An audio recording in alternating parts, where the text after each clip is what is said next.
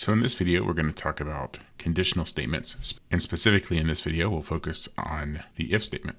So the if statement is pretty straightforward. You just have the keyword if, followed by a condition in parentheses, and then a code block. And the way the logic flows is it evaluates the condition.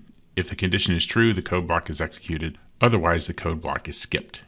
So here's an example of an if statement. If the secret number is equal to a guess, then you print out that they guessed the right number. We'll do an example with that in a moment. Here's two other examples, and in this case, you can see that the code block can have more than one line of code. So even though some of the examples we're doing only have one line of code, it is a code block, and so you can have any code you want in that code block. So here we have a guessing game where the computer will pick a random number between 1 and some max value, which we have set to 20. Then the user is prompted to enter a number. We read what that number is, and then we print out the secret number and then the number that was picked. So if I run this, the secret number was 19, I picked 10.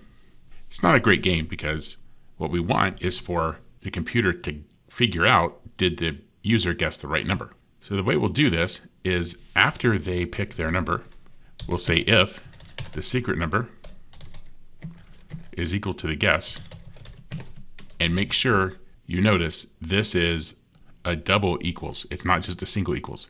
Single equals indicates assignment, double equals indicates an equality check. So this is a Boolean operation, not an assignment. If the secret is equal to the guessed, we're not going to tell them that they printed the right number. We'll say that you guessed the secret number. So let's run this and see what happens. We pick a number between 1 and 20, we'll pick 10 again, and nothing happens. Our program is executed, we didn't get any output. So let's make the game a little easier. We'll say that the max value is 2. And I'm doing this because I want to win. In this case, I guessed the secret number. If I run it again, I guessed it again. I'm pretty lucky. Okay, so now I picked 2. The secret number must have been 1, so I was wrong.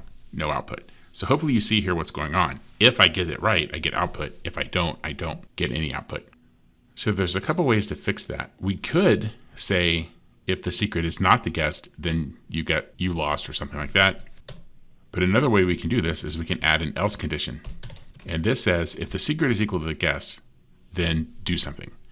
The else case happens if the first initial condition wasn't met.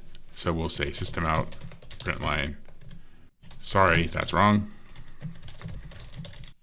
So by adding this else condition, now when we run our code, pick a number between 1 and 2, sorry, that's wrong, the secret number was 2. And now we can say it's the secret number. So we'll change this back to 20, making the game, actually let's make it 10. That way it won't be super challenging. And so if we guess 5, that's wrong, the secret number was 10. Secret number is 8, and so forth. And now you can see this gives us more information. We can tell that the program exited because we get some output either way. So the nice thing about an if else is that no matter what happens, I'm going to get some output.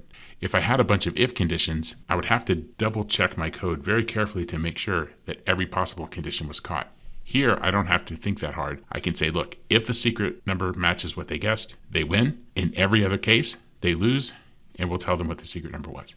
So that's a quick introduction to if and also if-else structures. We'll see the switch structure in a later video.